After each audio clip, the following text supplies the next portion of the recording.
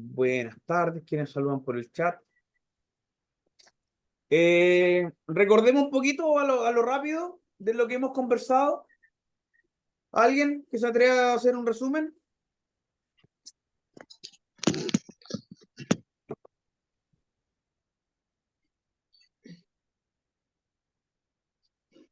Recordamos que hablamos de la geriatría, la gerontología, de los grupos multidisciplinar, ¿cierto?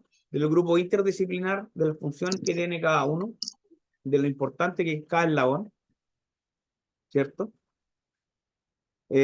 Hablamos del proceso de envejecimiento, algunas definiciones, algunas teorías. Y dentro de lo importante que hablaba era cómo evaluar esa capacidad funcional que tienen nuestros pacientes adultos mayores.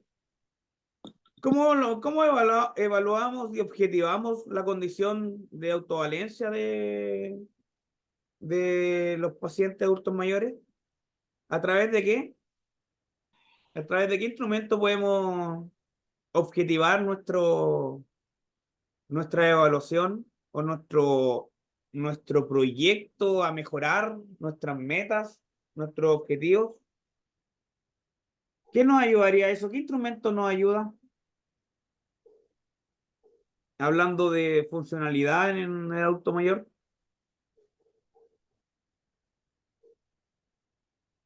¿Alguien? Eh, ¿Recuerda la escala de Bartel, el índice de CAS, que son para evidenciar la capacidad funcional y el grado de independencia funcional que tiene nuestro adulto mayor? ¿Ya? Y a través de esa pauta podemos eh, generar nuestros objetivos de tratamiento, nuestros objetivos específicos y nuestro objetivo general. ¿Cuál sería un objetivo general con un adulto mayor?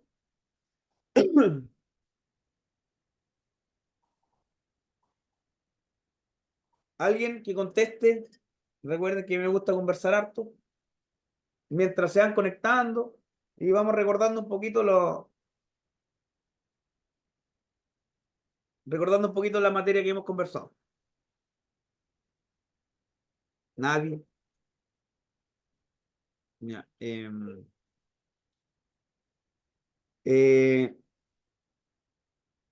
mejorar, reinsertar eh, a las labores de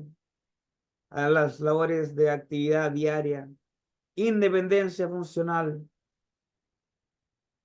¿cierto? Mejorar calidad de vida, que es como la clásica objetivo general que se da, ¿ya?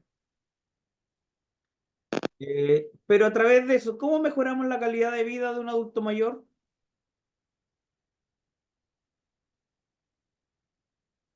¿Alguien?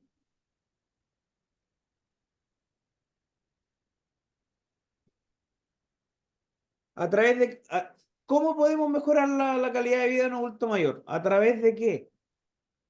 ¿Qué le podemos recomendar a un adulto mayor?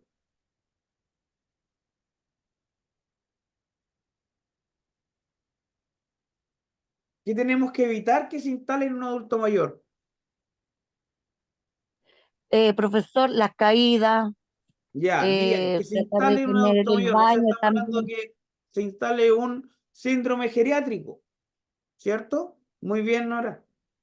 Eso, la Gracias, inestabilidad de profesor. caída es un síndrome geriátrico, que puede ocasionar otro síndrome geriátrico llamado inmovilidad, que a su vez, por tener un síndrome de inmovilidad, disminuye el equilibrio, produce rigidez articular, acortamientos musculares, cambios en los patrones de movimiento, que nos puede llevar a una inestabilidad y caída, ¿cierto?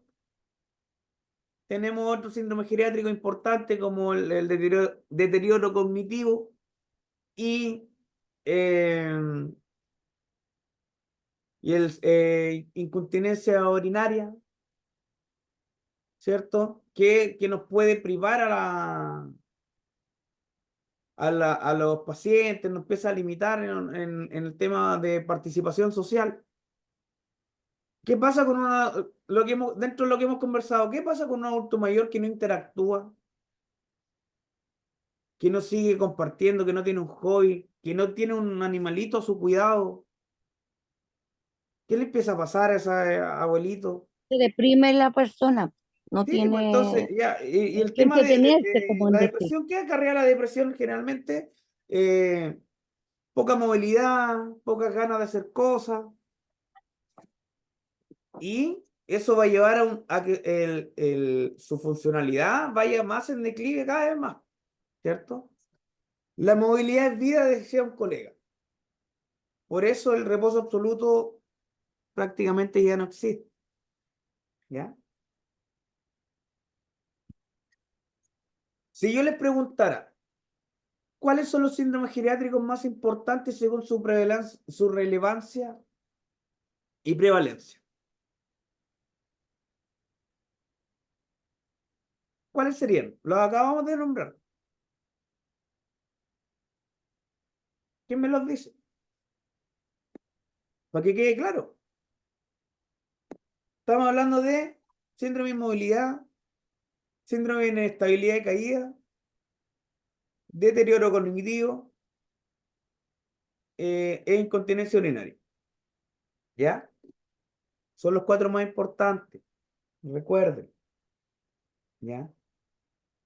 Si queremos evaluar la funcionalidad en un adulto mayor, su grado de independencia, ¿qué escala vamos a ocupar? El índice de Bartel y el índice de Cass. Si queremos ver en las actividades instrumentales de la vida diaria, o sea que ya es capaz de hacer las básicas, las instrumentales como el manejo de plata, tiempo, cocinar, cosas puntuales, tenemos otra escala que es la del autoneurótico, ¿ya? No sé qué más recordarles. A ver, voy a revisar la... Habíamos quedado pendiente un par de diapositivas de la última clase, ¿cierto? Porque no se escuchaba bien. En estos momentos se escucha bien.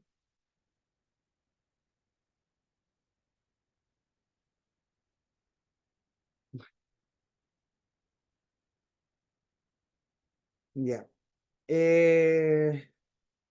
Habemos poquitos todavía, pero por eso aprovechemos de conversar. Si tienen alguna duda, recuerden que vamos a tener la evaluación ya mañana, yo creo.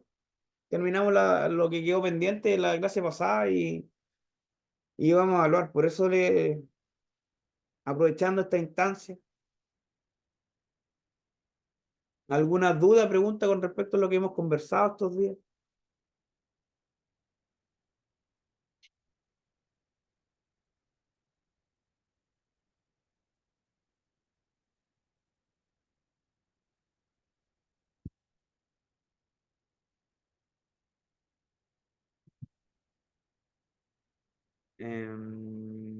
Envejecimiento.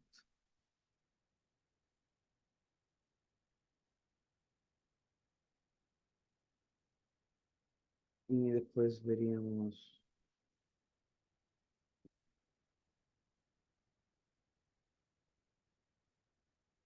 Ya. ¿Están ahí, chicos, estimados alumnos? Sí, profesor, yo estoy Ya. aquí. Sí, ¿Alguna duda o profesor. pregunta con respecto a las clases anteriores? Profesor, ¿cómo va a ser la prueba con verdadero y falso o hay que escribir desarrollo a las pruebas? Mira, hay alternativas y de desarrollo, pero el desarrollo son cosas puntuales. Ya, muchas gracias. Ya. Entonces, tenemos compartir. Vamos a recordar las últimas diapos de esta clase. ¿Ya?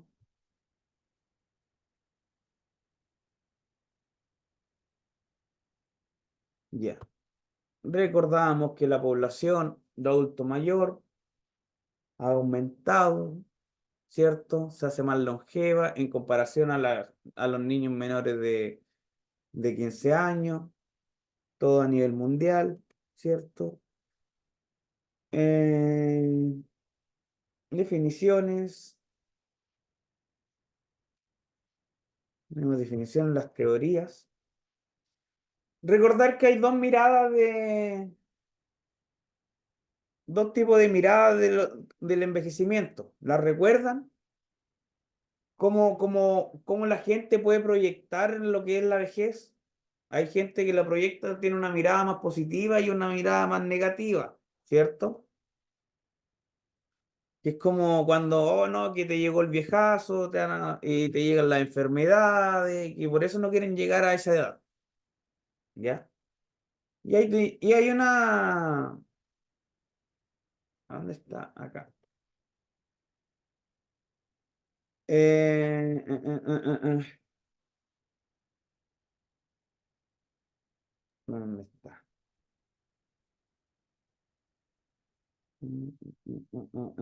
Ya, positiva más negativa. Las negativas. Que se entiende como envejecimiento como el conjunto de las enfermedades, ¿ya? Enfermedades crónicas, o sea, como se dice popularmente, te llegó el viejazo, o sea, todos los achaques de uno, ¿ya? Y dice que genera una serie de sentimientos perjudiciales que redundará en el aislamiento, Yo para allá abajo no bajo, sino de día. ¿ah?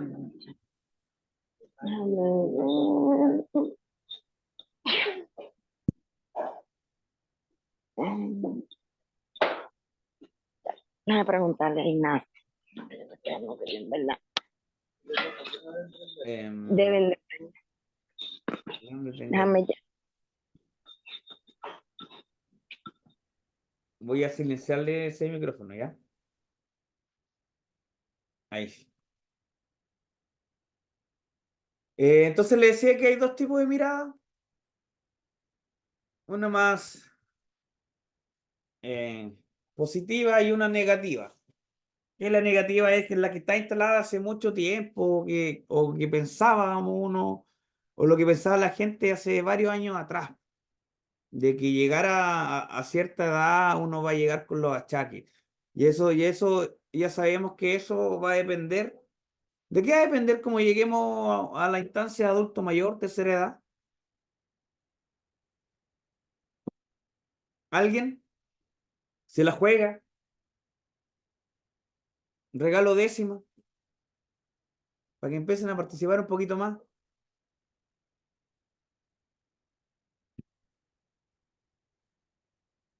Ya, ya vamos a buscar lo que me faltó por ver, que al final fue repasar lo que son las escalas, ¿ya?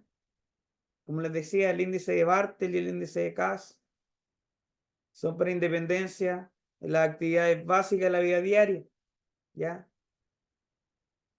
Lawton y Brody para las actividades instrumentales de la vida diaria. Como les decía, ya tareas más específicas, que se necesita algún grado de cognición mayor, de una buena movilidad, ¿cierto?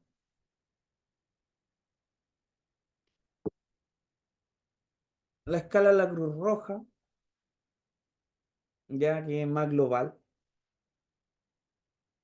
va de 0 a 5 y va a depender de cuánto es la movilidad que tiene cada base. También saber la escala de suicidio de Plutchik. ¿Por qué creen ustedes que es importante hacer este tipo de escala?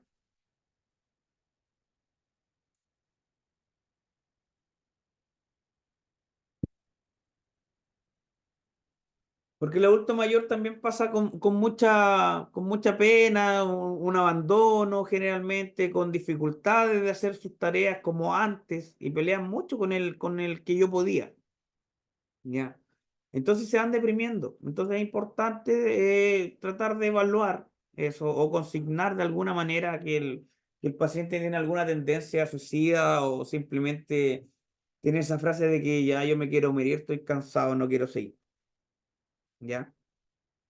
No sé si ustedes, los que han trabajado en algún hogar o en algún centro en realidad, los abuelitos o algún porcentaje no menor piensa el tema de que ya es su hora y no quiere más. En conclusión, el envejecimiento es un proceso inherente a la vida humana, perdón, la vida humana, el cual constituye una experiencia única, heterogénea y su significado varía dependiendo de la connotación que cada cultura haga de él. Hablamos o comentamos, yo les comentaba, el tema cultural también influye en la calidad de vida. Ya, por ejemplo, había no me acuerdo qué religión es, pero la religión no permite procedimientos invasivos, procedimientos médicos invasivos, entonces, bajo el requerimiento de una operación mayor, una cirugía mayor, probablemente por su cultura no se les va a hacer nada y va a fallecer nomás porque es su hora. ¿Ya? Por eso también existe el consentimiento informado que uno puede estipular, es como el alta, ¿ya? En este caso es otro tipo de alta. El envejecimiento es un proceso complejo de la vida, donde se experimentan cambios de orden físico, psicológico y social. Vuelve a sonar el tema social. ¿Por qué? Porque a través de la vida nos vamos distanciando de la gente, nuestros amigos, imaginemos que durante la juventud, durante el colegio, pasamos 13 años prácticamente con las mismas personas, que son tus primeros amigos. Y después llega el tema de la universidad o los estudios superiores y uno sale por otro lado, entonces empiezan a disminuir esa cantidad de amigos que uno los consideraba a todos.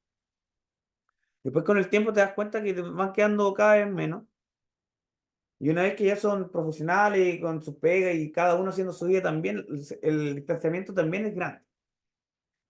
Entonces va cambiando las condiciones para poder socializar. Ya no tienes tu grupo de amigos, el grupo fuerte, el de siempre, pero sí empiezas a conocer gente en el trabajo, en los colegios, otros apoderados, donde vuelves a tener una relación social. Y que dentro de lo ideal que se mantenga en el tiempo, mantenerse activo, ¿ya? ¿Para qué? Para que los procesos cognitivos se mantengan bien. Más allá de la funcionalidad que nos puede entregar una, una actividad social, es que los procesos cognitivos se mantengan. Si conversamos con nuestros pares, analizamos nuestras conversaciones, analizamos lo que vamos a decir, analizamos lo que estamos escuchando, ¿ya? El envejecimiento como un problema de salud pública que afecta a la población mundial. ¿Por qué como un problema de salud pública? ¿Por qué? Porque el adulto mayor ya deja de ser un activo para la sociedad en el sentido de tema de remuneración de trabajo. Entonces, como todo ya es un gasto, aparte que ya viene acompañado de varias lesiones, patologías base o secuelas de alguna patología donde ya hay un gasto mayoritario. Suena feo, pero es verdad. Si uno quiere extrapolar y evidenciar de que es necesario, ¿cierto? Sobre todo el recurso humano, la forma más sencilla fue colocar el valor de 10 camas de un paciente en comparación a lo que sería pagándole a un profesional, pero que esta terapia disminuye considerablemente los 10 camas y sobre todo la reincida, o sea, que vuelva a caer, ¿ya? Entonces, por eso se juega al tema de que si usted incorpora más recursos monetarios para recursos humanos, se ahorraría tantas lucas en tantos sentidos. Y así pasa a nivel gobierno, a nivel municipal, a nivel de junta, ¿ya? El tema de adulto mayor al final, al no ser un activo, ¿ya? Pasa a ser como una carga para la sociedad. Pero eso está cambiando porque es la visión, depende de la visión que nosotros le demos. Si nosotros le damos importancia a la vejez, ¿por qué tendríamos que darle importancia a la vejez? Alguien, alguien, ¿por qué le tendríamos que dar importancia a la vejez? Alguien que me conteste Profesor, ese y porque y me ya. saca un punto más en la prueba o no, si contesto. Bueno, no te voy a Yo- condicionar, pero voy a tener alguna consideración. A ver, ya. ¿por qué es ¿Cuál es la pregunta? importante preocuparnos de la vejez? Porque la más larga, yo creo, y hay que saber cómo llegar a la vejez, con su alimentación, si estamos hipertensos, tomar los medicamentos a los horarios, si es Ya, diabético, ese porque tema de la uno llega a la educación, vejez, llega que hay con harta educación, enfermedades. que hay que preocuparse. Pero ¿por qué tenemos que preocuparnos de la vejez? ¿Por qué es importante preocuparnos de la vejez? De tener programas para la vejez, de tener Para tenerlo proyectos para ocupado en la la vejez. mente, porque es para tenerla ocupada la mente a las personas adultas mayores, No, bien. porque a veces algunos quedan solitos, no tienen ni hijos, nada. Bien, sí, sí, tan solo quedan solitos, hay una situación de abandono importante, pero todavía no me contesté la Sí. pregunta, nadie me ha contestado. ¿Por qué es importante tener todo ese abanico de herramientas para la vejez?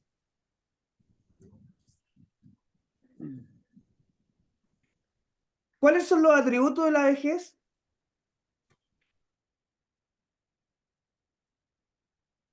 ¿Ya? Es un proceso irreversible, una experiencia única, individual y universal. Universal, ¿ya? Involucra toda la dimensión del ser humano. O sea, ¿por qué es importante? Porque todos vamos a llegar a viejos si Dios quiere, ¿cierto? Si se nos da la Pero, oportunidad de vivir muchos años, todos vamos a vivir la vejez. Y dependiendo cómo nos preocupemos ahora, vamos a ver qué tanto nos va a apoyar el sistema o qué tan preparados vamos a estar nosotros para la vejez. Por eso es importante preocuparnos de la vejez, no solo en nosotros, sino de todos, que nos involucremos y que nos mantengamos como una sociedad activa, ¿cierto? ¿Quién me hablaba? ¿Quién fue que trató de aportar? porque es como Ahora la etapa bravo. final de la persona, del ¿Ah? ser humano, porque es como la etapa final del ser humano, de la persona. O sea, sí. Sí, sí, obviamente estamos en ese proceso que estamos hablando de nuestra última etapa de la vida y vamos a depender cómo la vamos a vivir.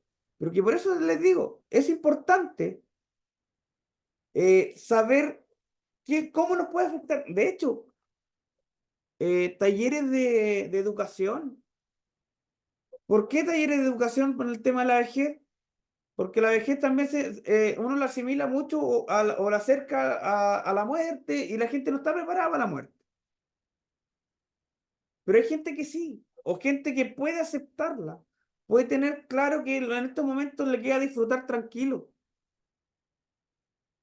Hay gente que todavía tiene 80 años y todavía vive muy preocupada así de todo, ¿ya? O sea, ¿en qué momento ese cuerpo descansa? O sea, un amigo decía eso, descansaré cuando esté muerto. Pero no es la idea, po.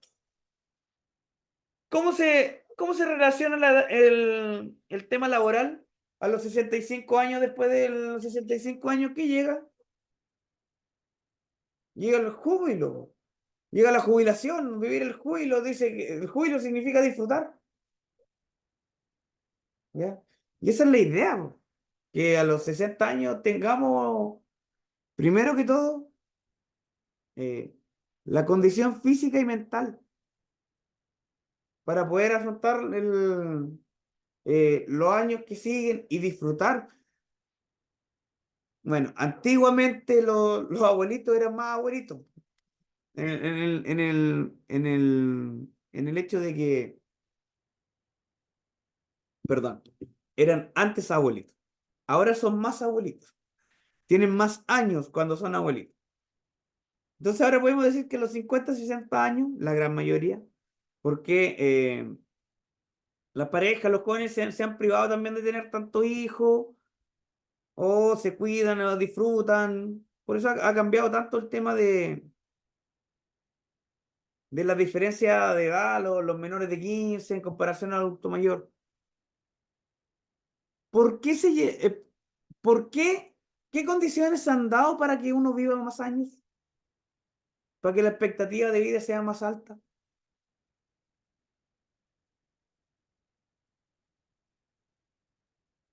¿Qué condiciones? Por ejemplo, el tema sanitario.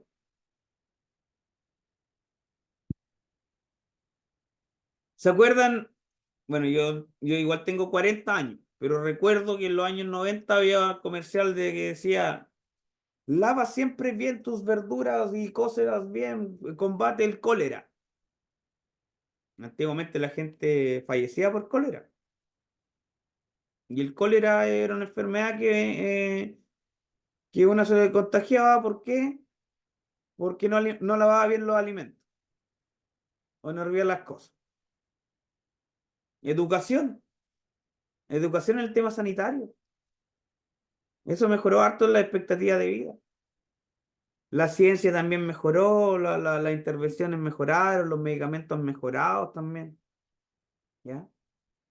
Pero eso es todo para mantener una vida. Y actualmente, en realidad, ahora se le da más énfasis. Pero la verdad, y creo que todos nos podemos percatar de que entre más activos somos, más activos nos vamos a mantener. Que hay momentos de que nos sentimos más fatigados y que no podemos hacer las cosas, pero eh, podemos hacer una rutina de ejercicio, vamos mejorando nuestra condición. Nuestra condición es, para una persona que hace poco y nada de ejercicio, es muy entrenable, con una percepción al esfuerzo viendo frutos en eso, agarra una motivación y eso es lo que tenemos que hacer. ¿A qué edad deberíamos atacar nosotros el tema del envejecimiento o de la limitación? O sea, lo ideal es antes que aparezca un síndrome geriátrico. Y dice claramente, dentro de la diapositiva, decía que los síndromes geriátricos se pueden prevenir con una buena evaluación. Si hacemos una buena evaluación, vamos a evitar que se instale el síndrome geriátrico. Y que probablemente ese síndrome geriátrico se instalan y no sale más. Y se van sumando. ¿Ya? Ya. Veníamos los casos. Y eso. Ya. Eso fue como a modo de resumen. ¿Ya? Y lo que estaba pendiente. Aunque creo que igual lo alcancé, lo vi, pero no se escuchaba bien.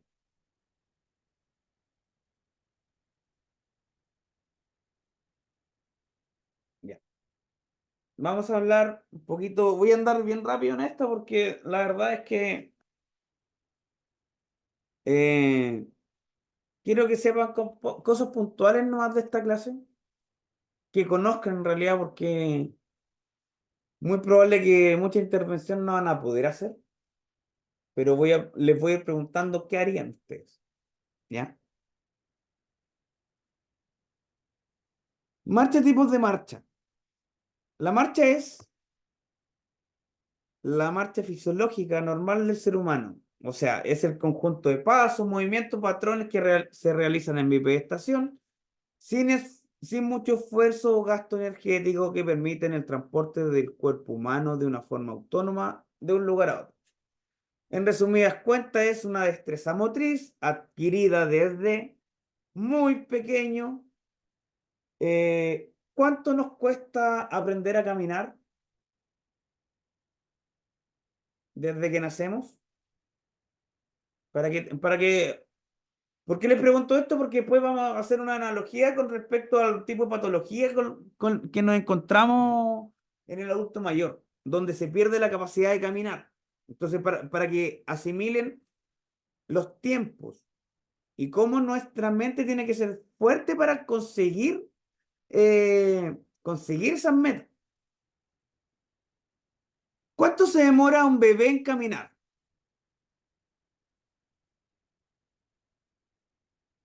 Depende, pues, a las 11 meses o al año. Ya, hay un intervalo de tiempo. Hay guaguas que empiezan a los 10 meses, hay otras que llegan al año y medio, un año, 2 años. Pongámosle a reventar ya 2 años. Si no, hay que empezar a motivar, hay que incentivar, hay que hacer terapia, ¿cierto? Ya, 2 años. Y estamos hablando para aprender a caminar. Porque después, ¿qué pasa cuando aprenden a caminar? Porque ¿cómo aprende a caminar? ¿Cómo camina un bebé? ¿Cierto? Con los brazos bien abiertos para mantener el equilibrio, las piernas bien abiertas, ¿ya? Hasta que empieza a tomar más fuerza. Ya, le hago esa pregunta, ya te la dije. ¿Qué tiene que pasar para que la marcha se empiece a hacer más armónica? Para que tenga menos esfuerzo y menos gasto de energía. ¿Qué tiene que pasar? Se tiene que fortalecer las extremidades, ¿cierto? Piensa en el bebé. Va fortaleciendo extremidades y sobre todo va mejorando su equilibrio a través de un buen control motor, ¿ya? Y dentro de todo ese entrenamiento va mejorando posturas, va mejorando movilidad y va adquiriendo movilidad, patrones de movimientos normales, ¿ya? No sé si se entendió, ¿ya? O sea, estamos hablando de que para empezar a dar los primeros pasos, 11 meses, un año, y de ahí para adelante para perfeccionar esa capacidad de caminar y ya llegar como a correr, estamos hablando que por lo menos un año más, 1 o 2 años, ¿cierto?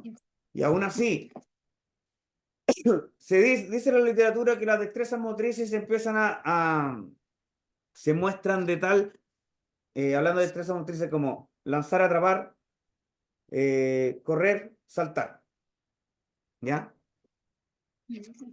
A través de los 8 o 10 años ya están marcadas, ¿ya?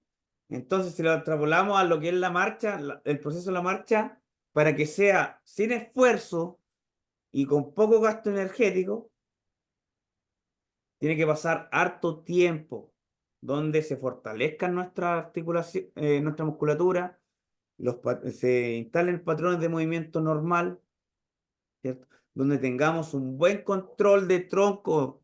Porque lo primero, mira, ya, vamos a la evolución del bebé para caminar. ¿Qué es lo primero que aprende a hacer la guagua?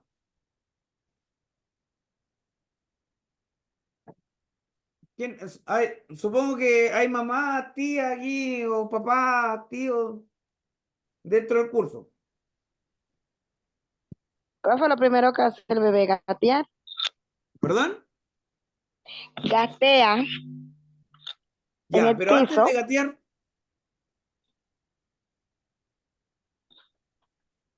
ya, mira, la evolución. Lo primero que logra el bebé, primero la línea media, ya, o sea, toma el biberón, ya, sé que está.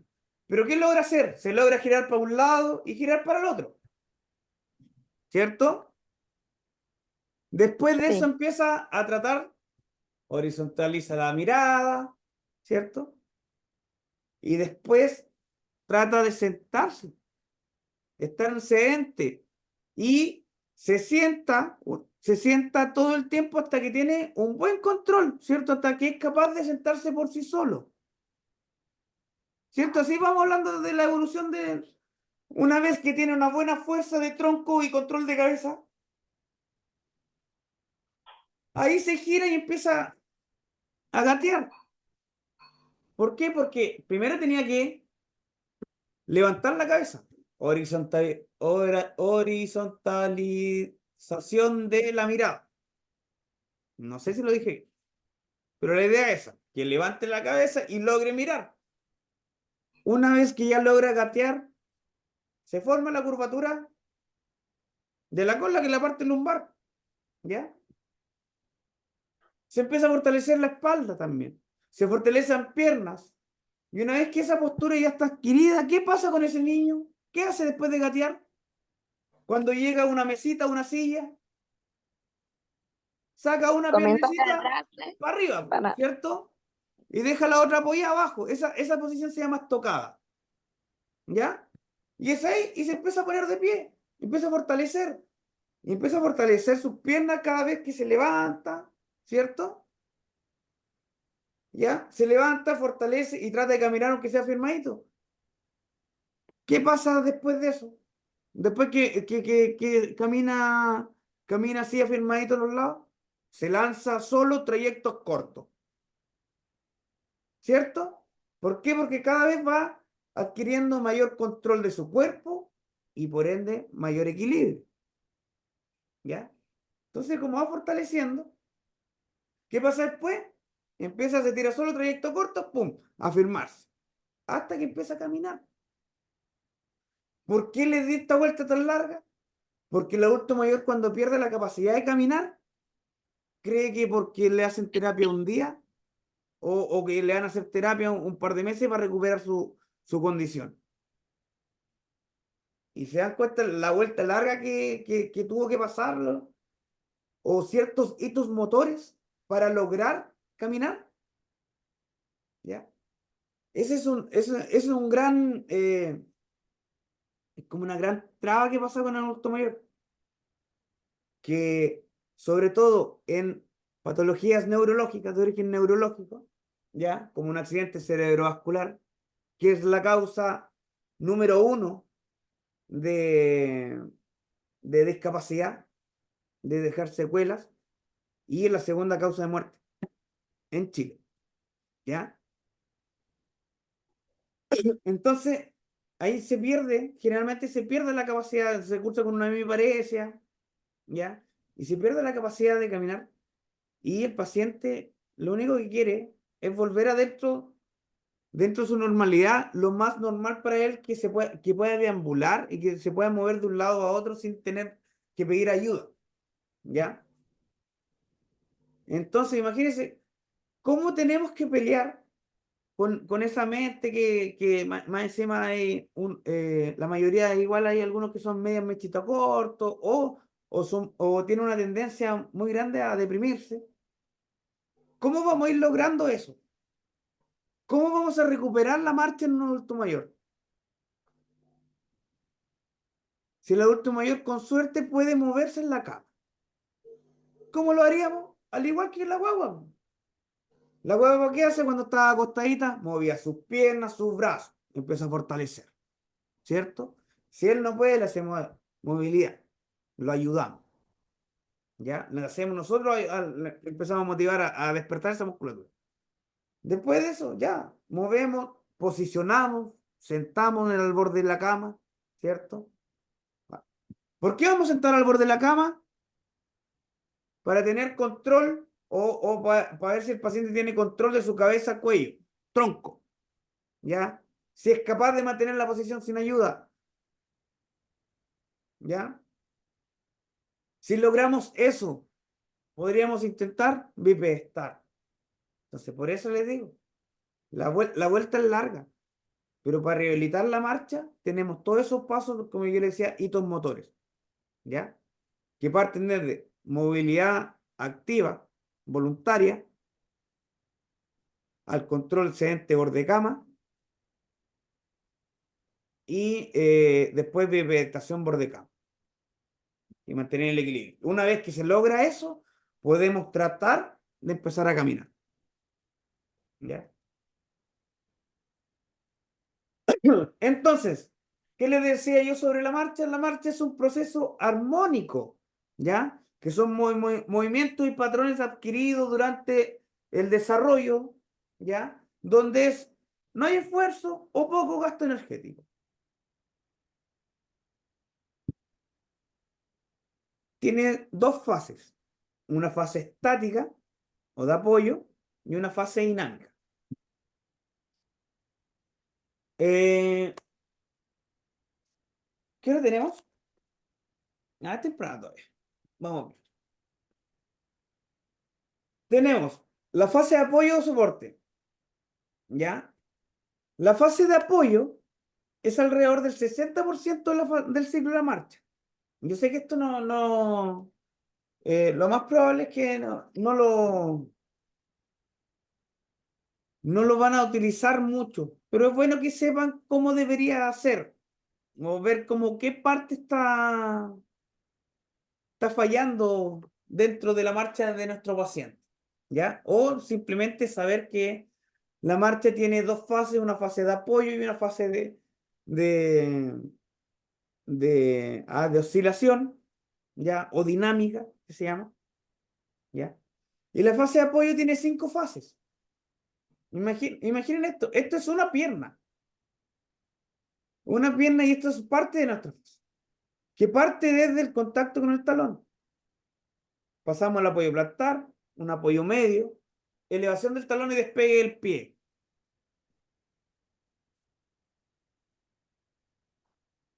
La fase de balanceo, ya, que tiene, ya, se me olvidó la del medio.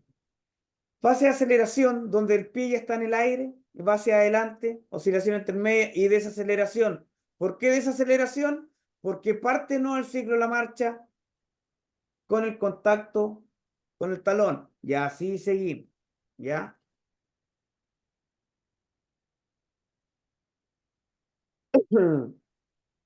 Les comentaba toda la vuelta eso del bebé por el tema de la reeducación de la marcha, ¿ya? El patrón de la marcha es conocerse correctamente, o sea, si nosotros conocemos cómo es la marcha en sí, vamos a poder distinguir qué está bien, que hay algo que no es fisiológicamente normal, ¿ya? Y nos puede acarrear algún tipo de patología, alguna dolencia, alguna molestia en alguna parte puntual de nuestro cuerpo.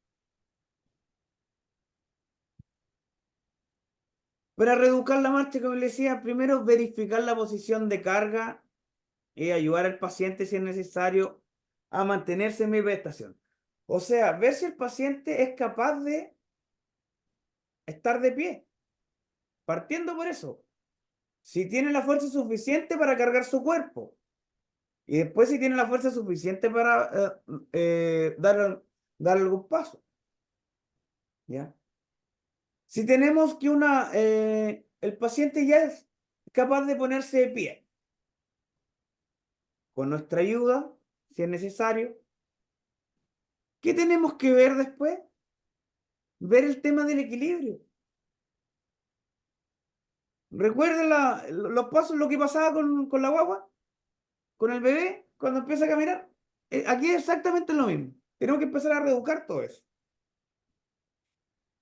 ¿Ya? Reeducar el equilibrio comenzando siempre en posición sedente y progresivamente en bipedestación, eliminando de a poco los apoyos manuales y ayudar a los desplazamientos del centro de gravedad. Disminuir la base de sustentación y perturbar sobre un plano móvil y la inestabilidad del paciente. ¿Quién se la juega en explicar la etapa 2?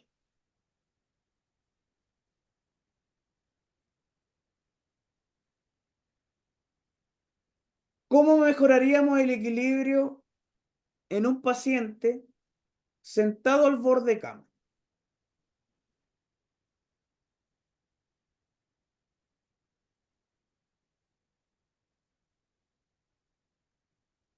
¿Qué ejercicio le harían ustedes a un paciente para que mejore su equilibrio, su control de tronco, su capacidad de sentarse solo al borde de cama? Estamos hablando que lo logra, pero ¿cómo potenciarían ustedes esa condición?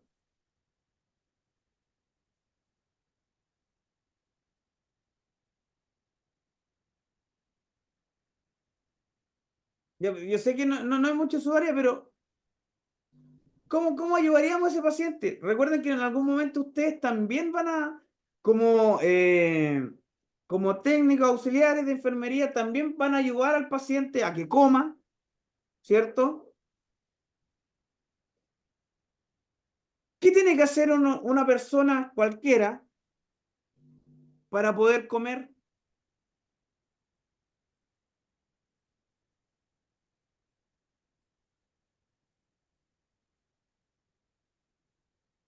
Estimados, ¿están por ahí? ¿Qué tiene que ser una persona para poder comer? Más allá de poder costearse la comida. ¿Qué es esto? Miren, no sé si me ven, ¿cierto? Mira, ¿qué es esto? Mira, por ejemplo, está aquí y yo hago esto. ¿Qué viene siendo esto? Levantar movimiento en el brazo para Ya, llevar mira, la movimiento del cuchara. brazo, pero yo para poder hacer eso tengo que coordinar. Y eso se llama coordinación óculo-manual. Porque yo estoy Ya, viendo que eso está ahí, entonces ya lo voy a tomar y me lo voy a llevar a la llevar. boca. Y voy a ocupar un utensilio, voy a ir a la comida y me lo voy a llevar a la boca. Coordinación óculo-manual, ¿cierto? Tanto para ir a buscar la comida al plato como para llevarlo a la boca. ¿Ya? Ya. Ya. Siguiente borde de cama. ¿Qué podemos hacer? Le pedimos que toque aquí, toque acá, toque aquí, toque acá. Input distinto, que no sea siempre al mismo lado, para perturbar un poquito la movilidad, para que perturbar un poquito el equilibrio, que tenga que pensar, que tenga que mover un poquito el cuerpo. Y estamos trabajando equilibrio, coordinación oculomanual. ¿Por qué coordinación oculomanual? ¿Qué veíamos con el Bartel? Estimadas, ¿qué veíamos con el Bartel? ¿Qué evaluábamos? Las actividades básicas de la vida diaria. ¿Cuál es la actividad básica de la vida diaria? Sobre todo en el tema coordinación oculomanual, capacidad de alimentarse, higiene personal, vestimenta, motricidad fina, mezclada con motricidad gruesa, pero coordinación, ejercicios de coordinación donde está obligado el paciente. Mira, más fácil, ver, ¿a qué está obligado el paciente si uno le pide que toque con una mano y la otra? ¿A qué está obligado? ¿Cómo se sientan los pacientes cuando tienen miedo en el tema o tienen trastornos de equilibrio? ¿Lo han visto cómo se apoyan atrás? ¿O están agarraditos del sillón? Ya, pues, entonces, Sí, con miedo, como creen que se van a caer.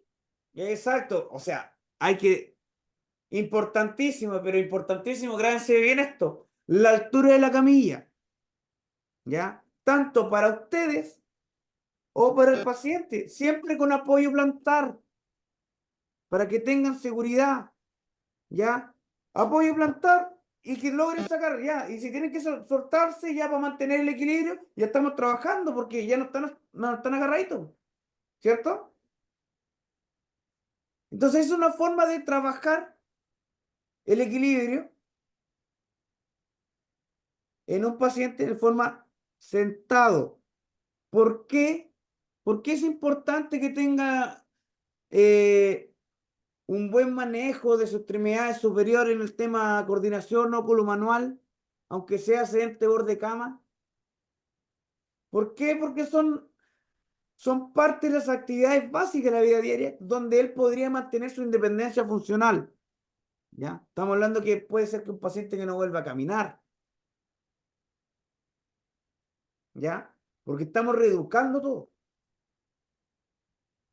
Entonces dice que una vez que conseguimos ese equilibrio, un accidente de cama, empezamos a perturbar, llegamos progresivamente, presidente, a bipedestación y empezamos a quitarle nuestro apoyo.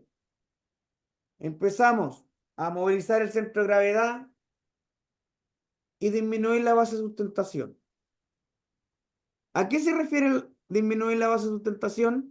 ¿Quién me lo puede decir? Yo sé que no lo hemos conversado mucho, pero ¿qué creen ustedes que es la base de sustentación?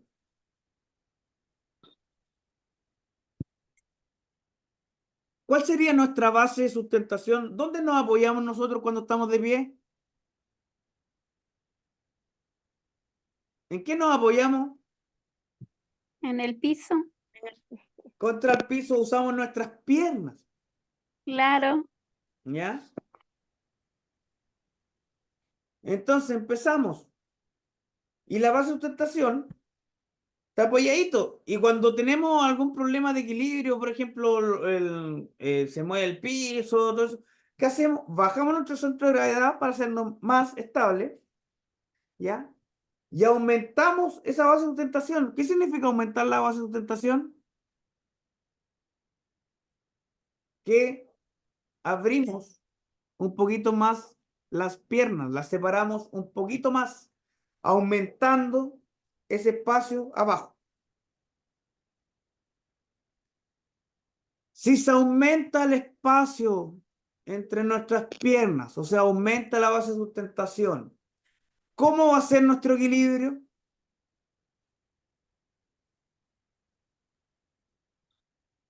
¿Va a ser mejor o peor si aumentamos la base? Mejor. Mejor, pero Mejor, más estable, mejor. más estable, muy bien. Tengan, por ejemplo, un cono. La base del cono, grande, amplia. Si lo damos vuelta, la base del cono ya pasa a ser en la punta y el cono bailaría, ¿cierto? Se hace inestable. Ya, bien. O sea, si disminuimos la base de sustentación, ¿cierto? Hacemos un ejercicio de equilibrio también. Y también podemos perturbar el plano móvil, o sea, para mejorar, lo hacemos caminar en colchoneta, en otro tipo de terreno, ¿cierto? Pasamos de ese al tercer paso, ya habiendo logrado eso. Imagínense que todo ese proceso, hasta este punto nos puede tomar fácilmente en un paciente con un accidente cerebrovascular, fácilmente de 2 a 3 meses.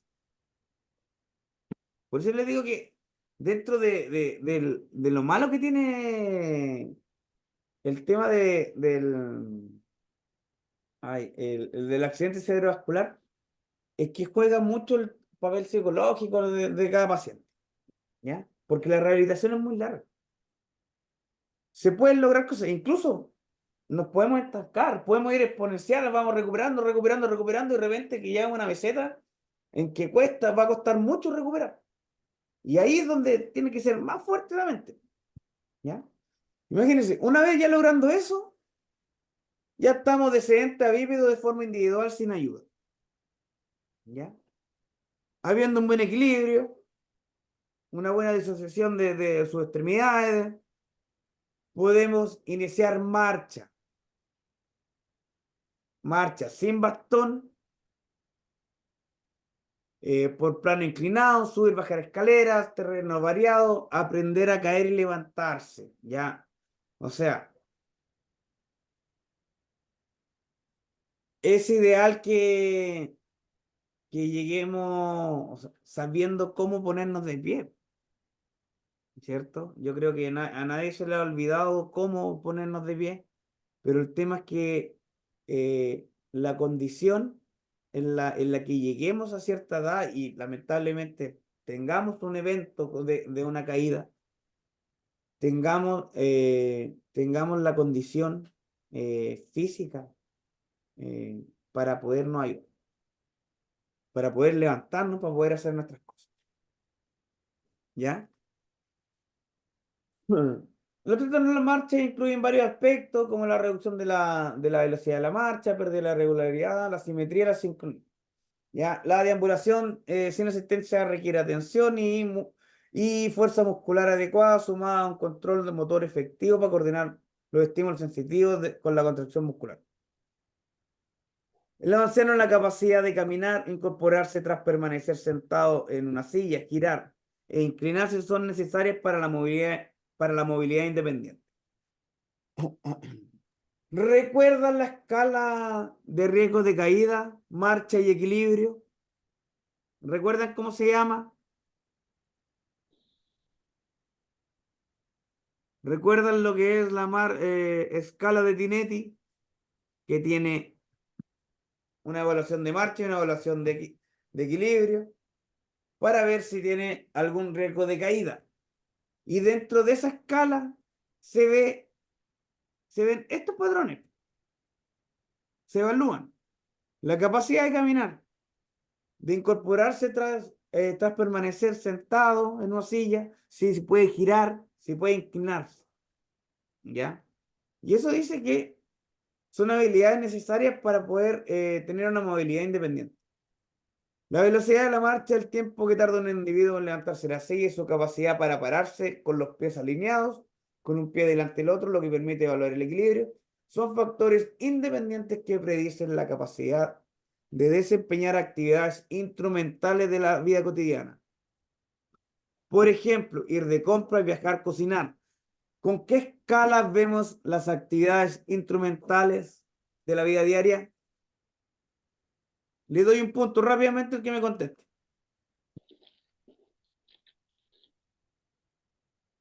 ¿Con cuál escala?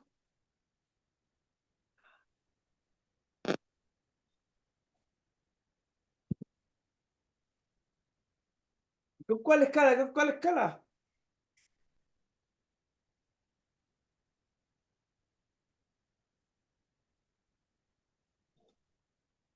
¿Con qué escala medíamos las actividades básicas de la vida diaria?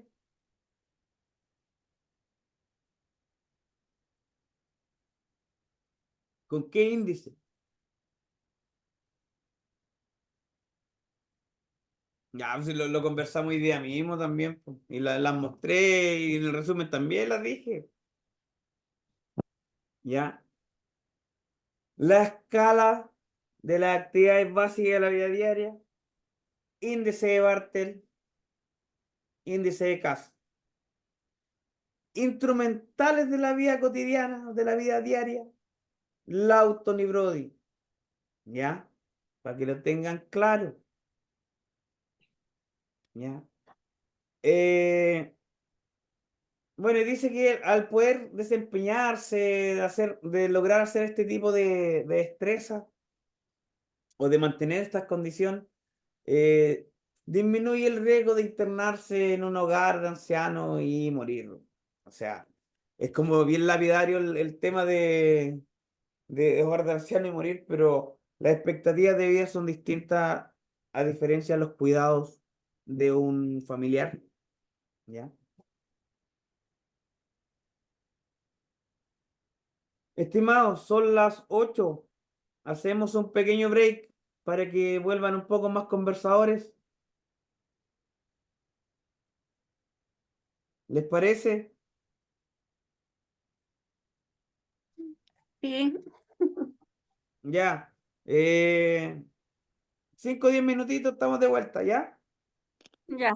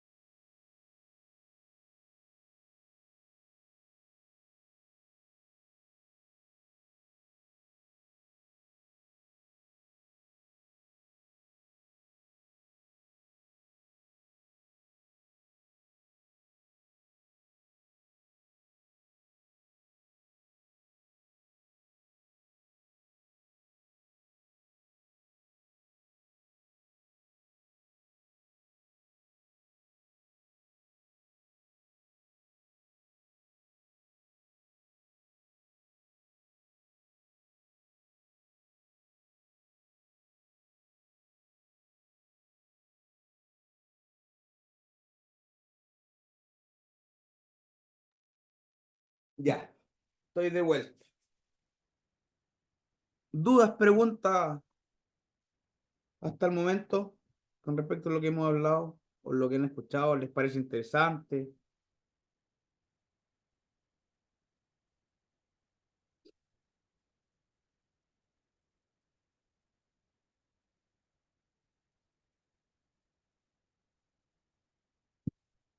Ya.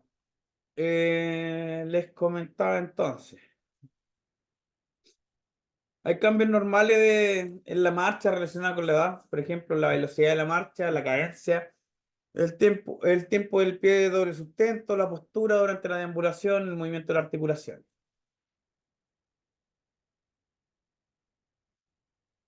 Harta letra, pero aquí lo importante es que la marcha va a disminuir el tiempo. O sea, se hace más lenta. ¿Por qué? Porque nuestras capacidades van disminuyendo con el tiempo. Nuestra fortaleza, nuestra fuerza, nuestra capacidad de mover nuestra articulación se vuelve más rígida, ¿cierto? La musculatura se debilita. Nuestro equilibrio también puede verse con algún grado de trastorno, entonces la velocidad va cambiando. La cadencia, que son los pasos por minuto, dice que no cambia con la edad, ¿ya? Pero generalmente cuando uno es joven, generalmente caminamos rápido, o la mayoría de las veces, y eso se expresa en pasos por minuto, que viene siendo la cadencia. O sea, entre más rápido caminamos, mayor va a ser la cadencia, ¿cierto? Pero a la vez, entre más largos los pasos, o sea, más largos los pasos porque las piernas son más, la longitud de las piernas es mayor, ¿ya? La cadencia va a ser menor. Van a haber menos pasos, pero va a haber un trayecto igual de largo, ¿ya? ¿Quién tiene mayor cadencia? ¿Una persona alta o una persona de baja estatura?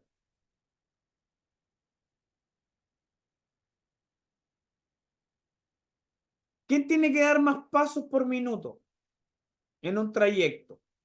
¿Una persona alta o una persona baja? Que estamos hablando de Yo que creo que la persona alta, profesor, la persona alta da más pasos. por La baja. la estatura, el pie más largo.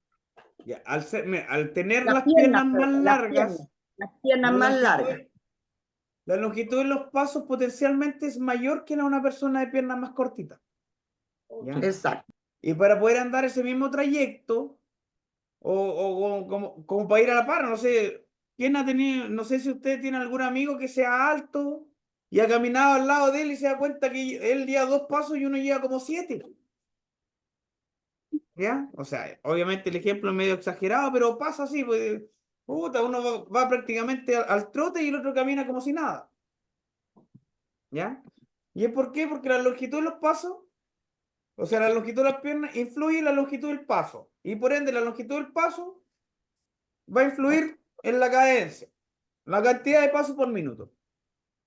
Puede sonar enredado, pero no se preocupen mucho por esta diapositiva, ¿ya? Sobre todo tienen muchas letras. El tiempo de doble sustento. Al caminar más lento, ¿cierto?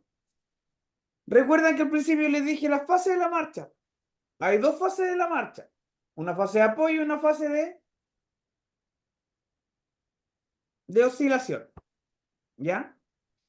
En el cual veíamos que la fase de apoyo tenía 5 fases, que partía con el contacto en el balón, que es el contacto en el balón, el contacto con el talón, ¿ya? Después el apoyo plantar, el apoyo medio, despegue el talón, despegue el dedo gordo, ¿ya? Que son las 5 fases del apoyo. Y después venía la fase de aceleración, ¿cierto? Oscilación intermedia y desaceleración. Y después de la desaceleración aparecía no el contacto, ¿ya? Eso dentro de una marcha normal. Cuando un abuelito no tiene una marcha dinámica,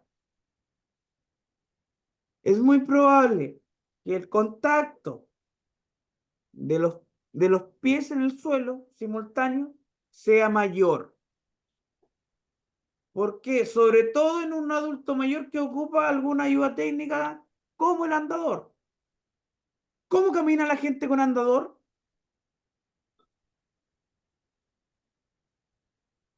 O en realidad, ¿cómo caminamos tranquilamente? O sea, con algún Más grado lento, de... ¿Cómo caminamos más seguros cuando más sabemos que seguro, andamos sí. inestables? Caminamos a tientas y prácticamente no levantamos el pie mientras no tengamos claro dónde vamos a firmarnos, ¿cierto? Y se pasa más tiempo, mientras avanzamos, se pasa más tiempo con doble soporte. ¿Ya? No es tan dinámica, no es tan fluida la marcha. A eso se refiere. ¿Ya? Por ejemplo, yo le decía el andador porque el andador funciona así. Andador, paso, paso. Volvemos al doble sustento. ¿Ya? La postura cambia levemente con el envejecimiento. ¿Qué pasa con las personas adultas mayores que al caminar cuando están envejeciendo? Caminan más inclinaditos hacia adelante generalmente, ¿cierto? ¿Ya? Eso hace que nuestro centro de gravedad esté más adelantado y hacia abajo. ¿Ya? El movimiento de las articulaciones cambia levemente con la edad. ¿Por qué? Porque se instala una rigidez o un acortamiento muscular. ¿Ya? Ya, pero si hablamos de cambios anormales de la marcha, o sea, consecuencias por ejemplo, consecuencias de trastornos neurológicos y enfermedades musculoesqueléticas. Dentro de las neurológicas pueden ser responsables las demencias, trastornos de movimiento cerebeloso, neuropatía sensitiva. ¿Ya? ¿Cómo se manifiestan estos patrones distintos? Se pierde la simetría en el movimiento y el tiempo de desplazamiento de un lado izquierdo y el derecho. ¿Cómo pesquisamos nosotros que algo le pasa a una persona cuando camina mal? ¿Qué es lo primero que podemos ver? Por ejemplo, ¿qué nos damos cuenta cuando una persona está cojeando? ¿O aquí se puede ver que una persona esté cojeando?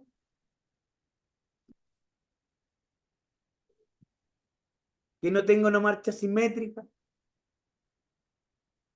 que un paso sea distinto al otro. Eso significa la simetría.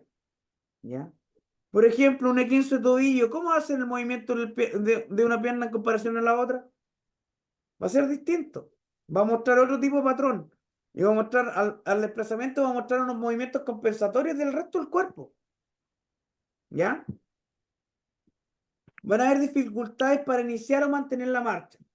Se pueden ver. ¿Ya?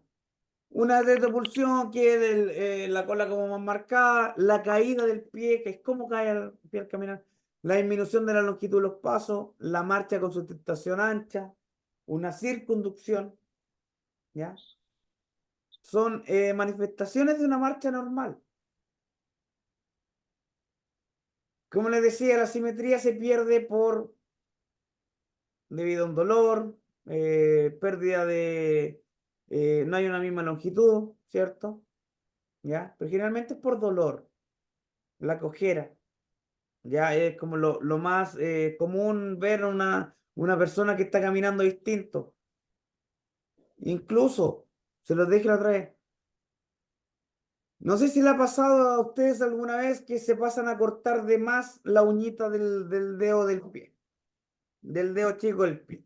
Se la cortan mal o se pasan a llevar. Se colocan un calzado que el calzado le aprieta la punta del pie. ¿Cómo caminan? ¿Cómo es su forma de caminar? ¿Es igual a cuando no tenían la molestia? No, uno camina mal porque le Sí, porque molesta. uno no puede afirmar porque le molesta, ¿cierto? Y si se dan Sí, cuenta, ese patrón de movimiento anormal no te cansa la pierna afectada.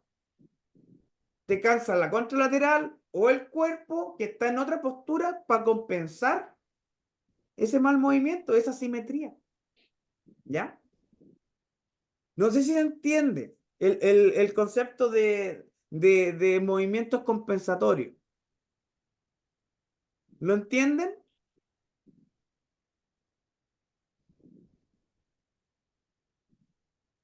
Estimado, ¿se entiende el tema de movimientos compensatorios o si no se lo explico de otra manera? Explícalo, profe, no lo entendí. Ya, mira, Explíquelo, profe. mira, el movimiento compensatorio es para lograr hacer una tarea, alguna destreza, que por ejemplo es mover nuestro brazo de tal manera o lograr que nuestro brazo se mueva de tal manera, compensamos con el resto de nuestro cuerpo. ¿Ya?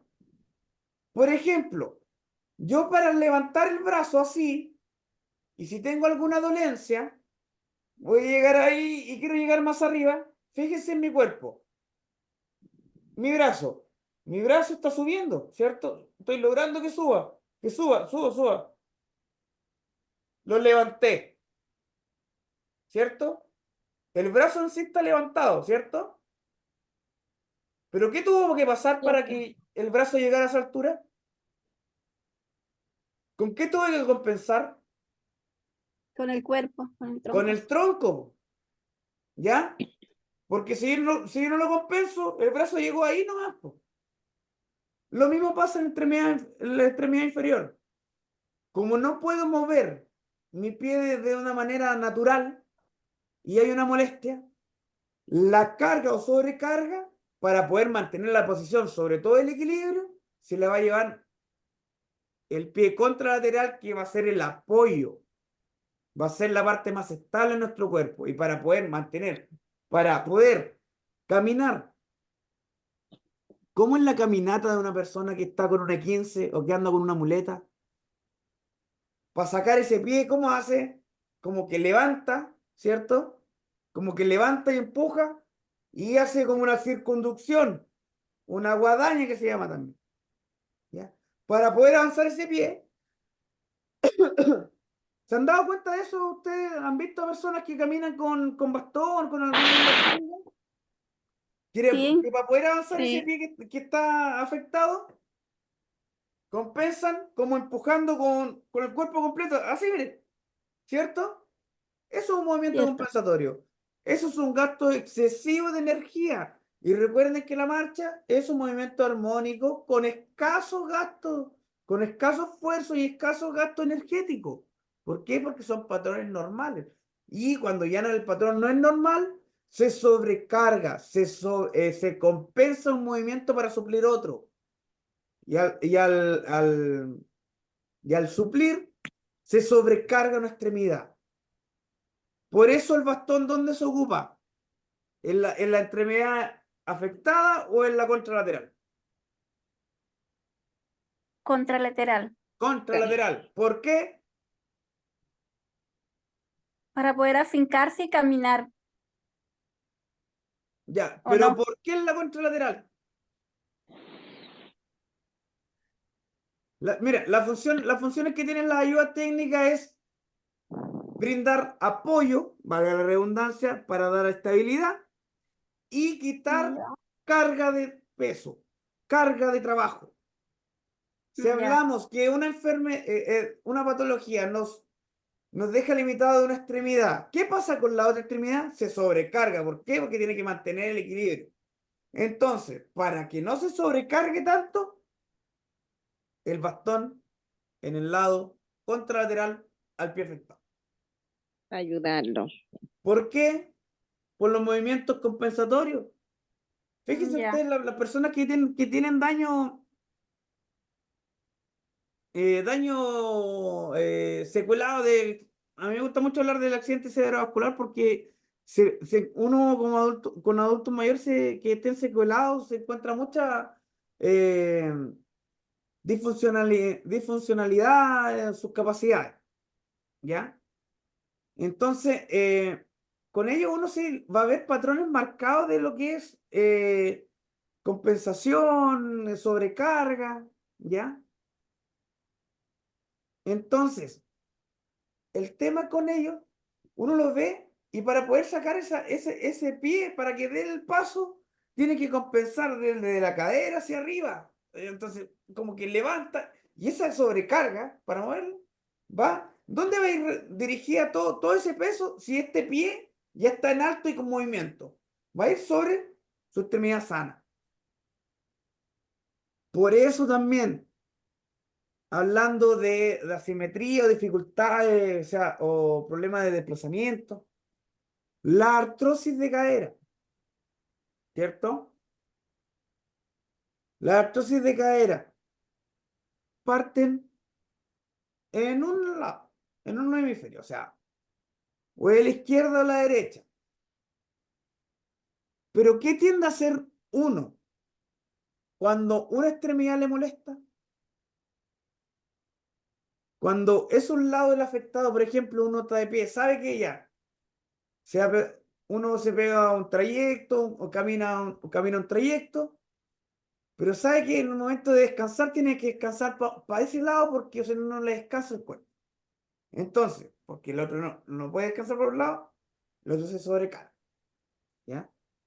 Entonces, muchas veces, para evitar dañar más una articulación, sobrecargamos la otra. Y por eso generalmente las artrosis de cadera son bilaterales. ¿Ya?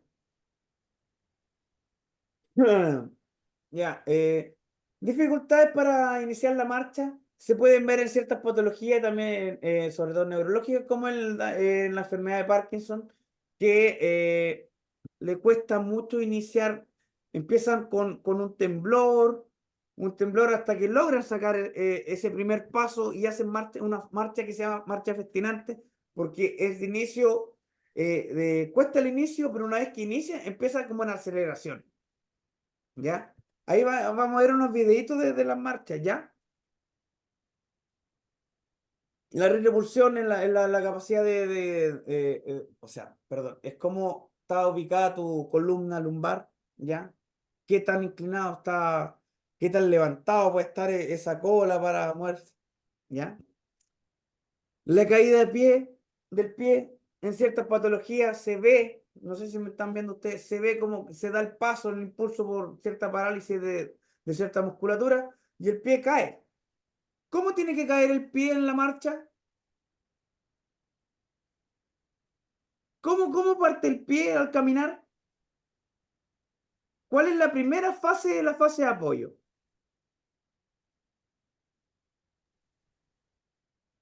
Cuando caminan, ¿cuál es la primera parte de su pie que se apoya? El talón. El talón, ¿ya? Si hay una debilidad, como la enfermedad de este patch, que así se llama, es por debilidad del tibial anterior. El tibial anterior tiene la función de que el pie haga dorsiflexión, poder mantenerlo en esta posición cuando va en el aire. Si tenemos una debilidad de ese músculo, no va a poder hacer eso. Y el pie va a caer así. Y si estamos caminando, no sé si se ve mi mano, se ve ahí mi mano, ¿cierto?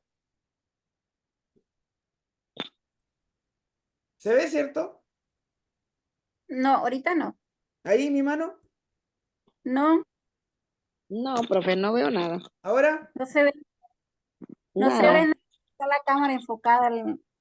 me veo yo, ¿no? Ahora Ahora No, sí ahora se sí ve. la clase. Ahora me no. veo yo. ¿Se ve esto? ¿Se ve la mesa? No, Ahora sí. A ver.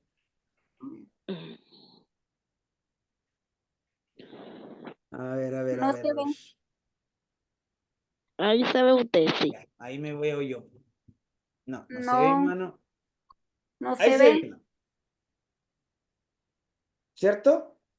Estamos hablando, y le estaba Ahora sí. comentando que el tibial anterior está encargado de que cuando va en la fase de oscilación, este pie se mantenga así. Haga una dorsiflexión que sea. ¿Ya? Que sea capaz de mantener para que pueda avanzar en la fase de impulso. Porque ¿qué pasa si no es capaz de hacer esto? ¿Qué creen ustedes que va a pasar si no es capaz de mantener esa posición? Va a producir una caída. Sí, pero debido a que si no es capaz de adelantar eso, el pie va a caer así, po. Va a Ah, caer claro. así, entonces no va a ser Sí, capaz de pues, claro. adelantarlo, entonces va a hacer esto, ¿cierto? Se va a caer. ¿Ya? Entonces, ¿qué hace? ¿Qué tendría que hacer esa persona para que no le pase eso? Levanta excesivamente el pie y cae. Como Así, sarcos. ¿cierto? Así. Tiene que Mm, levantar más para que no arrastre, ¿cierto? Porque si arrastra y deja caer el pie, probablemente cae, ¿cierto? Claro, pierde el equilibrio. Por eso es importante ver la caída del pie. ¿Cómo cae el pie? Porque, ya, por eso es importante, mira, el ejemplo. ¿Por qué le mostré la fase de la marcha? Porque así sabemos que hay que pesquisar. Si sabemos que no toca con el talón al principio, ¿qué podemos decir? Sabemos que hay un músculo involucrado y que es la principal función es que el pie se mantenga en esa posición. O sea, si el pie cae, hay una debilidad del tibial anterior y de los peroneos. Entonces tenemos que trabajar la musculatura ahí. Tenemos que ver si es una debilidad causada por algún golpe o por algún otro tipo de afección, o si es un tema neurológico. ¿Ya? ¿Se entendió? Sí, profe. ¿Qué tenemos que hacer Sí, nosotros para poder lograr que ese pie no se caiga y no se arrastre? Hacemos más movimientos compensatorios, ¿cierto? Tenemos que más. levantar y empujar, ¿ya? ¿Qué pasa con la marcha? ¿Cómo hacer esa marcha? ¿Cuántos pasos va a poder dar esa persona? ¿Se va a cansar rápido o va a poder hacer todo un trayecto largo? ¿Cierto? A través de esos patrones nos damos cuenta qué tanta energía, qué tanta condición tiene que tener un paciente para poder lograr mantener una condición. Tuve un paciente, ya estamos hablando ya de año y medio, 2 años atrás que ya no estoy en el hospital, pero ocupaba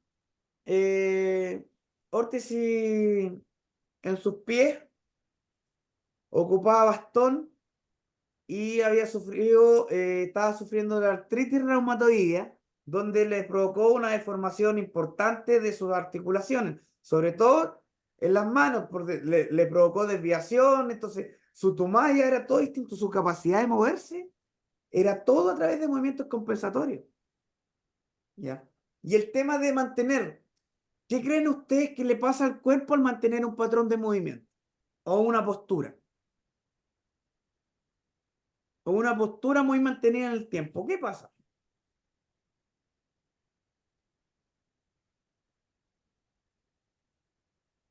Bueno, yo creo que en la postura a largo tiempo también eh, se van atrofiando los demás cuerpos y por la poca movilidad.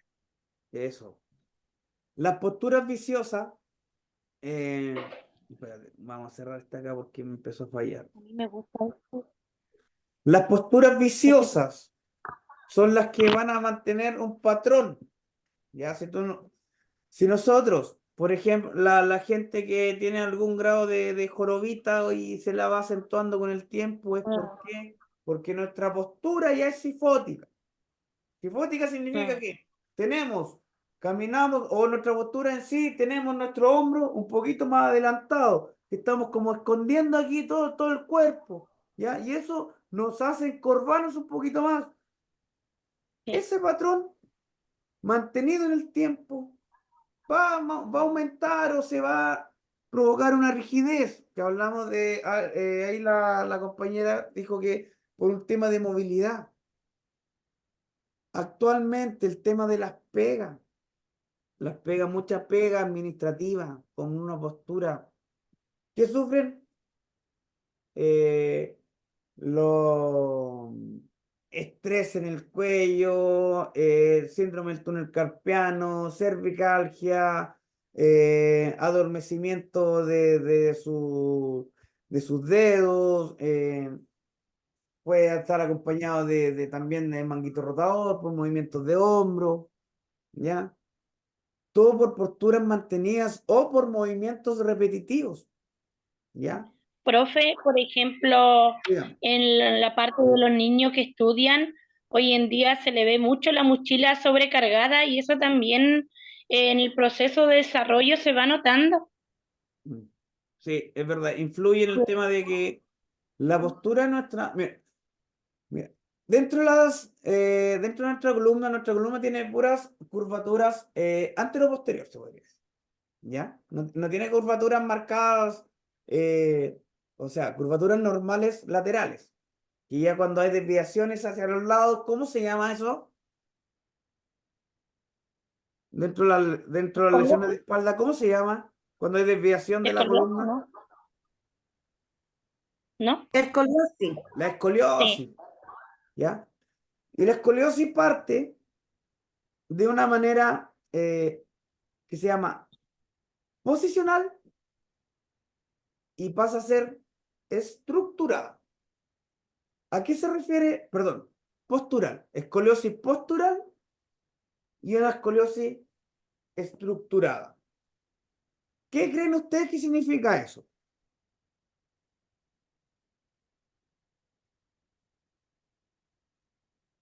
Hay algún grado hay algún grado de desviación, pero es más marcada por una mala postura, ¿ya? Que es corregible. Cuando la escoliosis es postural, todavía es corregible, ¿ya? Quiere decir que lamentablemente por postura, si no corriges la postura, se te van a... ¿Qué pasa cuando te mantenemos una posición? Aparece rigidez articular y acortamiento muscular. Cuando una escoliosis postural no es tratada, se transforma en una escoliosis estructural. ¿Qué quiere decir? Que ha pasado tanto tiempo en esa posición sin ser corregida, sin ser trabajada, que la musculatura se acortó y las articulaciones se pusieron más rígidas. O la posición que estaban quedaron más rígidas. ¿Ya? Por eso las posturas viciosas marcan patrones. Y si los patrones no son normales, ¿qué pasa con el gasto energético? Aumenta. Necesitamos mayor energía para poder movilizar. Hay una disminución de los pasos, dependiendo de las patologías. Ya, una marcha también de base de sustentación ancha. ¿Qué pasa con la marcha de sustentación ancha? Mayor estabilidad. ¿Ya? Y las circunducciones como el guadañazo, no sé si hay una marcha que se llama de guadaña o de Trendelenburg, que es por debilidad del glúteo medio, que es el encargado de estabilizar nuestra pierna cuando va hacia adelante. Pero cuando está débil, nuestra pierna hace este movimiento, como lo saca de lado. Pero Como la movimiento diferencia rotativo. ¿cuál sería la diferencia al stepach? ¿Recuerdan lo que le dije en la debilidad del tibial anterior? La debilidad del músculo ahí que estaba encargado. La diferencia es que como la debilidad viene de arriba, de la cadera, el pie no sufre esa caída. Entonces el guadañazo es más para el lado. A diferencia de la debilidad del tibial anterior, que hay que levantar excesivamente nuestra pierna para evitar que arrastre. ¿Cómo se manifiestan estas... ¿cómo se llama esto? Perdón. Seguimos con manifestación. ¿Cómo seguimos marcando hitos de la marcha normal? Una inclinación excesiva hacia adelante. Hay muchos abuelitos, yo he visto abuelitos que prácticamente están doblados completos, de verdad, yo no sé cómo será esa calidad de vida que si no es por el bastón, yo creo que se caen, porque el bastón lo tienen como adelante y están todos doblados, y la espalda completa, es increíble. ¿Ya? Una marcha festinante que distinta a los patrones normales, inclinación lateral del tronco, inestabilidad del tronco, desviación en la trayectoria, podemos ver el balanceo de los brazos, que es anormal, ¿ya? La inclinación se puede ver a la cifosis, ¿cierto? La cifosis es la curvatura acentuada de nuestra columna lumbar, perdón. La marcha festinante la podemos ver en enfermedad de Parkinson, que yo le decía que cuesta iniciar la marcha, ¿ya? Y una vez que ya inicia, valga la redundancia, es de forma rápida. Yo sé que tengo unos videos para hablar sobre las marchas patológicas, pero yo creo que la vamos a dejar para el otro y vamos a terminar esto. Ya, inclinaciones laterales, ¿cierto? Dependiendo de la debilidad, ¿ya? Lo que hace una marcha antiálgica, generalmente, para evitar dolor, ¿ya? Inestabilidad del tronco irregular e impredecible. Cuando hay un daño ya más cerebroso, subcortical, dice, pero ¿qué pasa cuando hay inestabilidad de tronco irregular? Nuestra capacidad de caminar, de controlar nuestro cuerpo, van a haber desviaciones en la trayectoria. ¿Ya? ¿Por qué? Porque nuestro tronco no lo podemos controlar, entonces el peso se va a sobrecargar para un lado y después para el otro. Las desviaciones de la trayectoria no necesariamente va a ser por eso, también puede ser un daño cerebeloso, como una marcha atáxica o más conocida como la marcha del borracho. ¿Ya?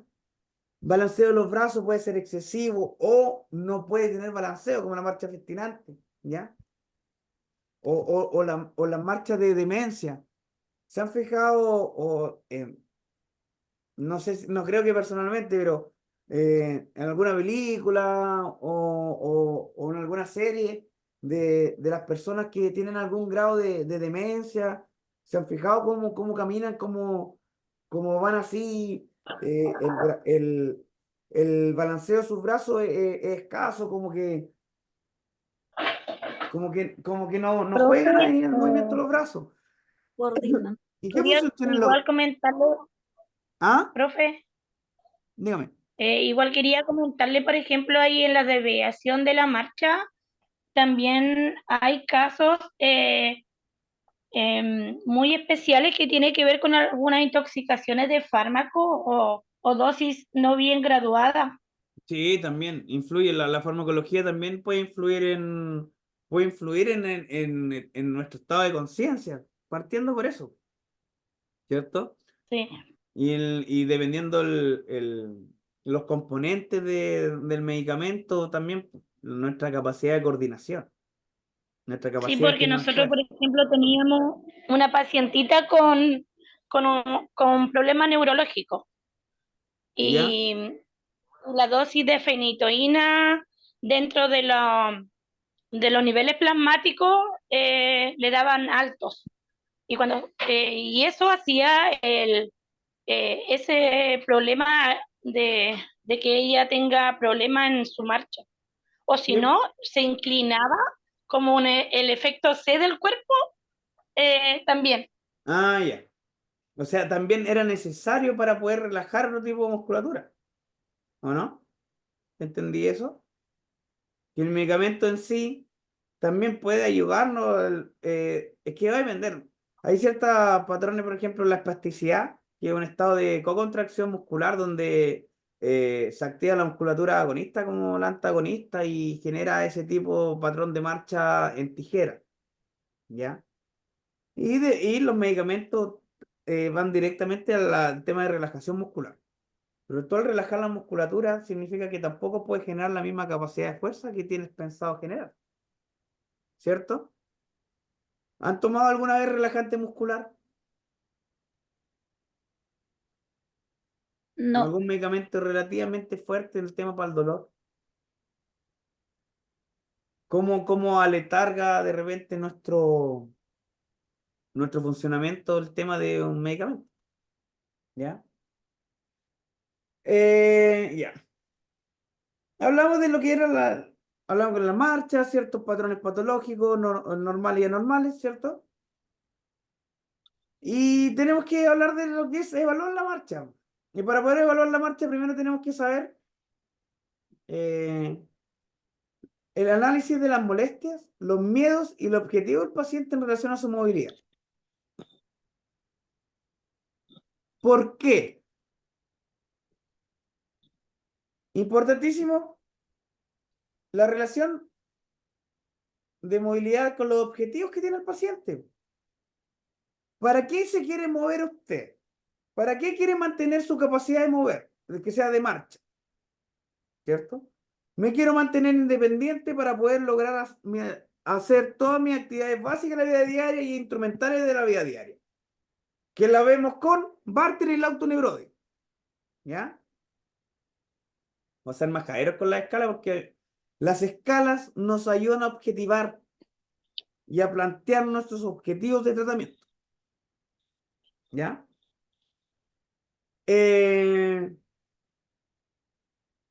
Observación de la marcha con dispositivos de asistencia o sin ellos. O sea, tenemos que ver cómo está. Una vez que ya tenemos claros los objetivos que quiere nuestro paciente, tenemos que evaluar para poder plantearnos nuestros objetivos.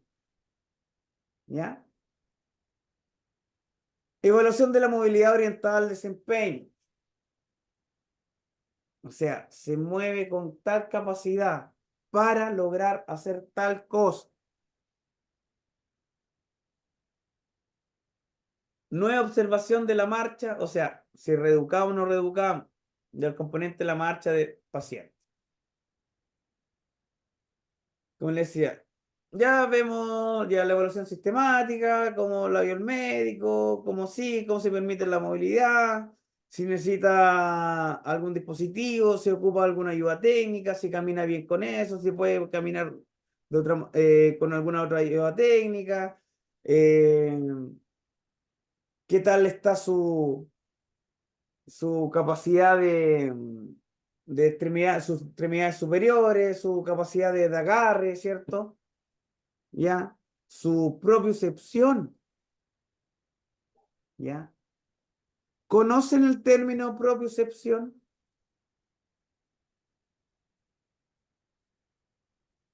¿Ya? La propiocepción es saber en qué posición está alguna parte de mi cuerpo en el espacio sin ser necesario verlo.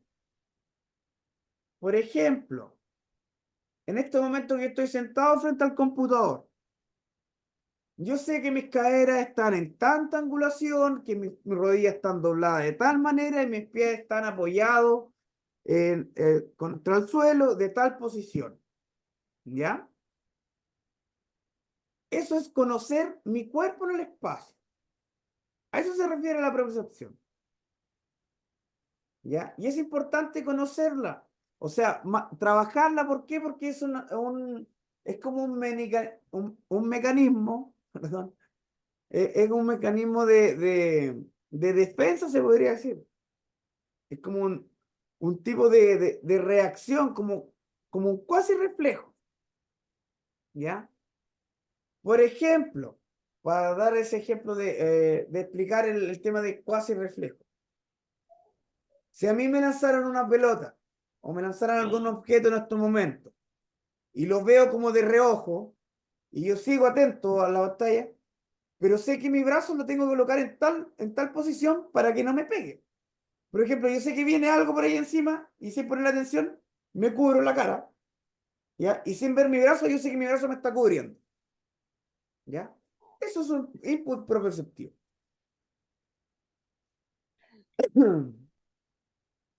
Para evaluar la marcha, tenemos que evaluar el ciclo de la marcha, ¿cierto? Fase de apoyo. Fase de apoyo, ¿cuántas fases tiene la fase de apoyo? 5. Contacto con el talón. Apoyo medio. Apoyo intermedio. Despegue el talón. Despegue el dedo gordo. ¿Ya? ¿Qué va a pasar en una persona que tenga alguna lesión en el dedo gordo? Por ejemplo, un juanete, que se llama vulgarmente un hallux valgus. una deformación del dedo, ¿qué va a pasar en la marcha de esa persona? Disminuye la marcha. Va a cambiar. Pero estamos hablando de que, ¿cuál es la importancia del dedo gordo? El dedo gordo es el que da el impulso para que avance el pie, para que pase la otra fase. Entonces se va a ver afectado la capacidad de impulsarse. ¿Ya? Entonces por eso es importante conocer la fase. ¿Ya? Evaluamos equilibrio, la velocidad de la marcha, cadencia, longitud de paso, altura, asimetría o variabilidad del ritmo. ¿Ya? Distintas definiciones. ¿Ya? O cómo se va a evaluar, es lo que habla acá. ¿Ya? Por ejemplo, el equilibrio lo vamos a ver con tándem o la capacidad de ponerse de pie, o de mantener el equilibrio en un pie, en bípedo, perdón, en bípedo y en estación unipodal. La velocidad la vemos en un trayecto, pasos por minuto, la cadencia. La longitud medimos de qué tan largo es un paso del otro. La altura también, ¿ya? Y la simetría. ¿Dudas, preguntas?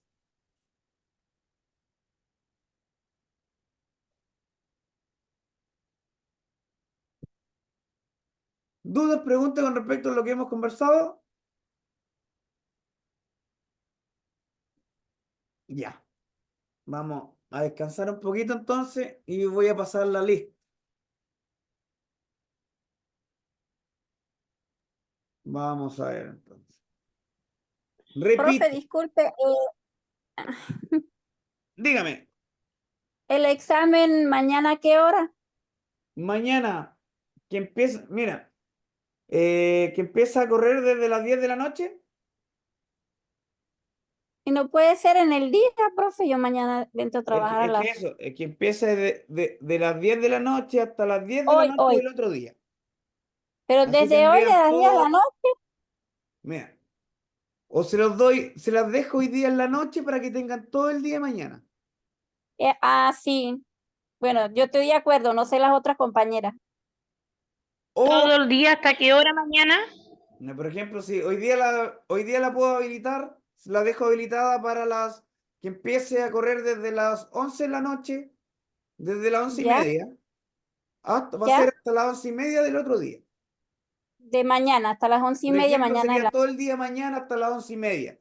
Pero recuerden Ya, que tienen que entrar con Perfecto tiempo ese para hacer la horario. prueba.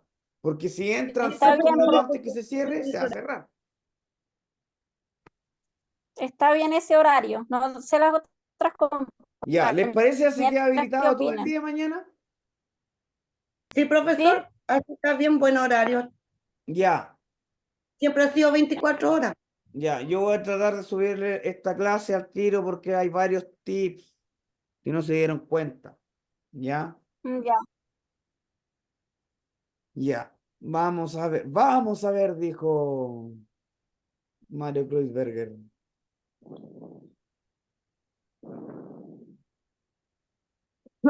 Ah, dejar de compartir. La prueba de mañana entra hasta la materia de hoy. No, lo que es marcha no. Ah, ya. Espera, dame un segundo. ¿Cuántas preguntas son? Disculpe. No me acuerdo cuántos son, 18, 20 quizás. Pero no es nada complicado. Ya. ¿Ya? ¿Qué tiempo? ¿2 horas? ¿Perdón? ¿2 horas o hora y media? Para Hora y media creo resolverlo. que es lo que está estipulado. Ya. 1 hora y media, ¿eh? Hora y ¿Mm? media, sí. 1 hora y media. Tenemos entonces trastornos geriátricos.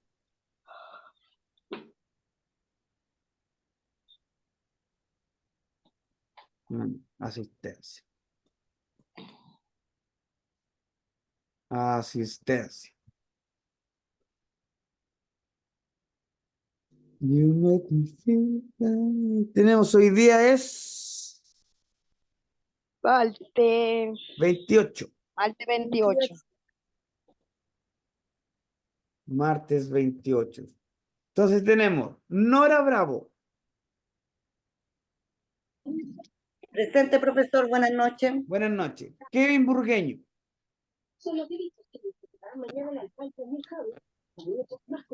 María Canales. Presente, profesor. Buenas noches. Buenas noches. Yamela Delgado. Sí está la Yamela. Presente, profesor. Buenas noches. Buenas noches. Karen Dittmar. Presente.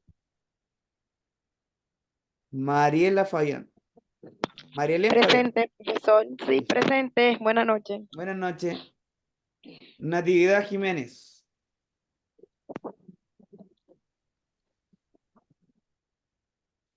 Alison Maigan. Presente. Hilda Miranda. Presente, profesor. Buenas noches. Buenas noches. Karina Peña. Ahí va la Karina. Presente, profe.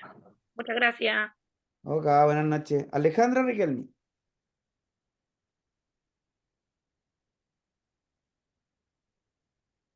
María Vázquez.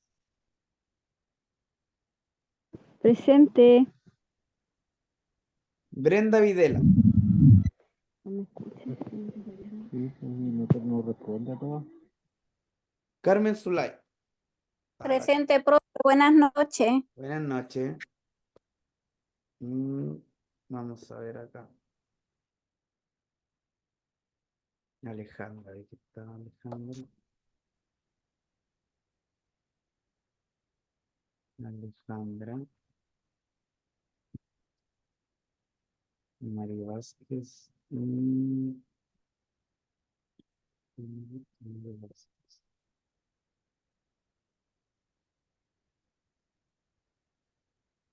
María Vázquez.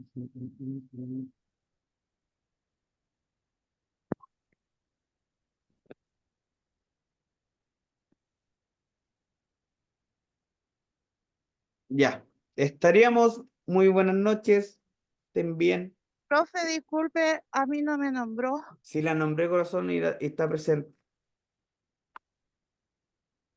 La nombré y la dejé presente en todo caso. ¿Ya? Ah, ya, profe, gracias, disculpe.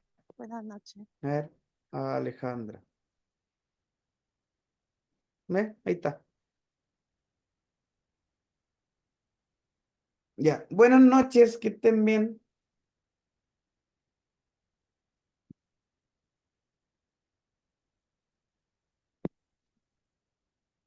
Ya, profe, gracias.